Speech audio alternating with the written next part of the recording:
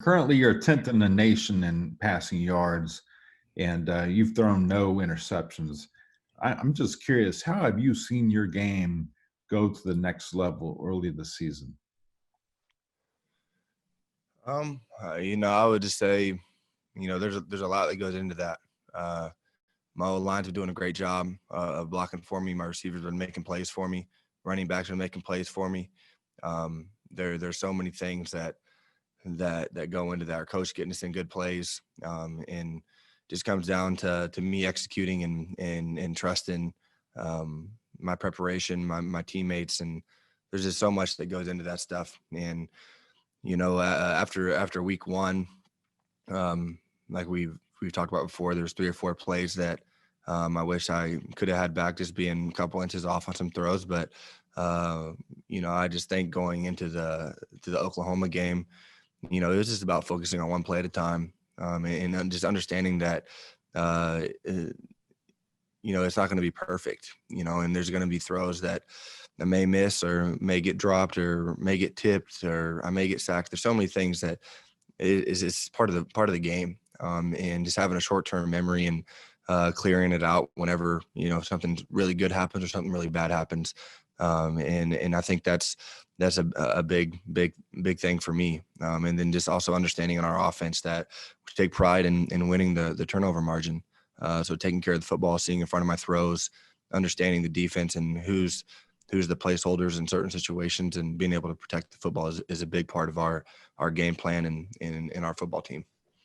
You're on the verge of 5,000 passing yards and 1,000 rushing yards in your career. When you break it down, what makes Skylar Thompson a dangerous quarterback? I think that I can do both, and I can beat you with my feet. I can extend plays if things break down. I can distribute the ball in a lot of different ways. I think makes our offense versatile and hard to defend, because we can do so much with our quarterback run game and scramble and drop back play action. There's so many different aspects to our offense that I feel like fit my ability and my skill set. And the coaches do an unbelievable job of putting me in great situations to execute. And I just have a lot of fun out there and love this game of football, and just try to take advantage of every opportunity that I get to go make plays and have fun and win football games. Thanks, Skylar. Good luck this season. Thank you. Appreciate it. Kellis? Hey, Skylar, congrats again on Saturday. Thank you. Given how that second half unfolded with you guys just going one big play after another, I was wondering if that showed you that, I know as much as you guys love, having 15-play drives, if maybe that's more of something you can incorporate on a regular basis, the quick strike stuff. Yeah, I'll tell you what. You look back at those big plays; they're not really down the field throws, other than the Mosey play which was a busted coverage. But the big play to Deuce was just simple, just option out of the backfield and throwing it for 7 yards and him going 70. I think the big thing for us is understanding that we have players that can make plays and extend plays, and we can go downfield. And we got guys that can turn like I just said, a 7-yard, 5-yard throw into a 80-yard touchdown or whatever the case may be. But I just think it's big for us and our offense to continue just to find ways to put pressure on defenses and take what they're giving us. There's so many different aspects, and going into a game, teams are prepping for us and trying to take away what we're good at or what they think are scare them, whatever the case may be. And we just got to continue just to understand that, digest that, and then take what the defense gives us. If it's big plays or, like you said, a 15-play drive, that's what we got to do to score touchdowns. From the press box, it seemed like the offensive line really started to click. I don't know. About the same time you guys started your comeback there in the second half. What was it like playing behind them? Could you sense the improvement down on the field? Yeah, 100%. Just like I've said many times, they're a young group that hadn't had a lot of experience coming into the season. And I knew that, they're all talented. They're really good football players, and they're just going to get better as the season goes and the more reps they get. And you could feel that in that game that, they're starting to click, starting to get some continuity and getting confidence, and I think it's a awesome feeling for me, feeling that and seeing that, those guys are out there playing hard, having fun, smiling, laughing. You can tell they're comfortable and they're not uptight and nervous. I think that's the biggest thing that really impresses me about these guys. And I just have a lot of fun playing with them, man. I mean, they take care of me. I get knocked down or get hit, they're the first guys there to pick me up and, apologize for letting me get hit like that. And I'm just like, man, come on, you don't got to apologize. I understand this. That's just part of it. But it just goes to show how much they care about me. And, I care about those guys, and so I have a lot of fun. I have a lot of fun with them, and they're just going to continue to get better. And I'm looking forward to seeing that happen and being part of it. And also having Noah Johnson is very, very big in all that. He does a great job up there leading those guys and getting those guys going. So give my hat off to Noah for sure. Go ahead, Michael. Yeah, Skylar, in what specific area have you made the biggest improvement from the end of last season to right now? I think understanding, my pocket presence, understanding where my protection's at, being able to step up, not get flustered and get out of there too quickly when I feel pressure, being able to step into throws, knowing I'm about to get hit, was a big leap for me and something that I focused on a lot this offseason. And I felt like so far this year I've done a good job of that.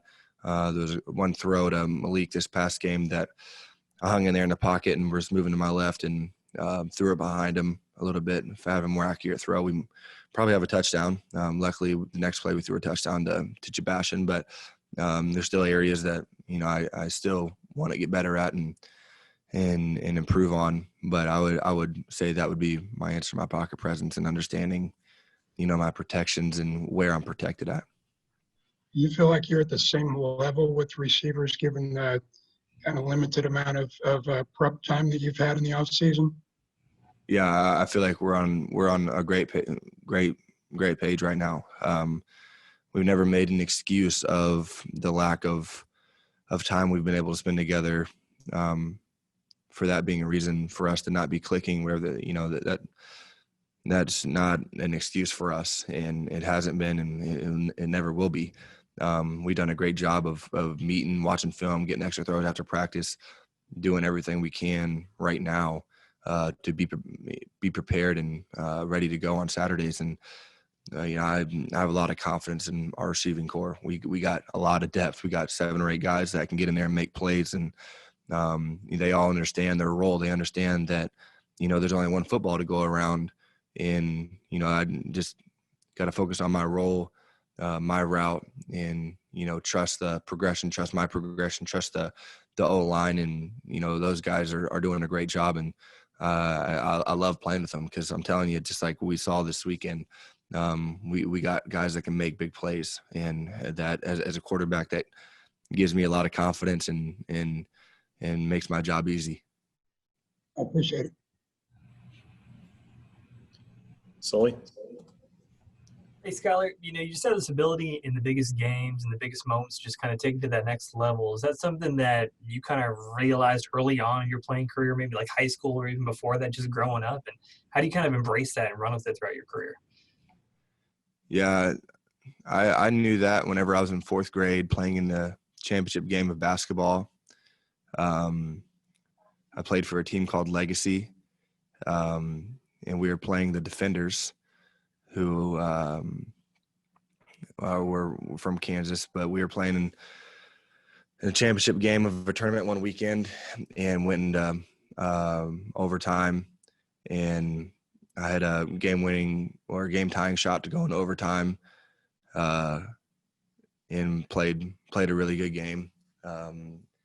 I think that's when I first sensed, like, I always knew I was a competitive kid. I mean, I used to cry when my sister beat me in checkers when I was 3 years old. I mean, this is how I've been my whole life. But I would say, like, that's the first thing that comes to mind. I remember that basketball game that I love big games and opportunities to prove myself. But throughout my whole course of my career, I've always looked forward to big games. You know, in high school, that was always playing Staley. Staley was always our arch rival that always came down to one play that decided the game. And we always were fortunate to come out and get a win in those situations. And I was able to most of the time make a play that decided the game. But yeah, I would say I've always been a very competitive person.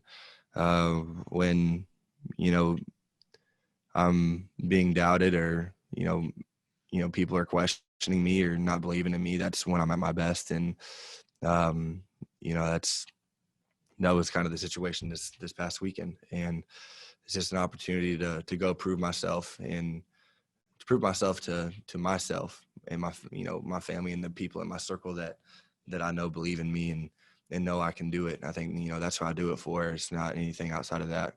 It doesn't matter. So, but yeah, I love big games. I love the spotlight. I love having that pressure and nobody giving us a chance to win. And that was my message to the football team before the game this weekend. And I'm telling you what, I'm speaking for 100 other guys down in the locker room saying they feel the same way. It's why we came to K-State. It's why you want to be a K-State Wildcat, to have opportunities to be the underdog and to win games like that. Definitely. And are there any athletes that you looked at growing up, football, basketball, I guess even checkers there, that you kind of liked them and how they played and said, I want to be like that? Yeah, that person for me was Michael Jordan. Michael Jordan, obviously I never got to watch him play, but I grew up watching Michael Jordan.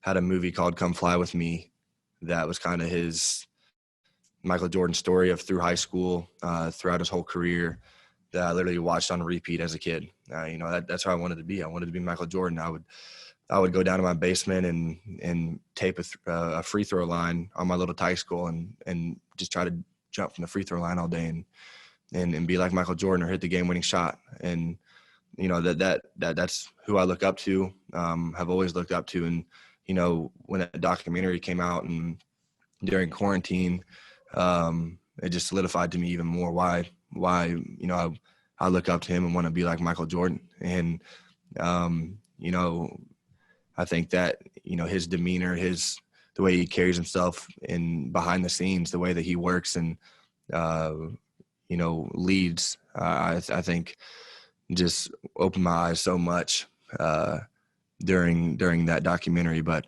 yeah, that's definitely, you know, not a football player, but yeah, definitely Michael Jordan.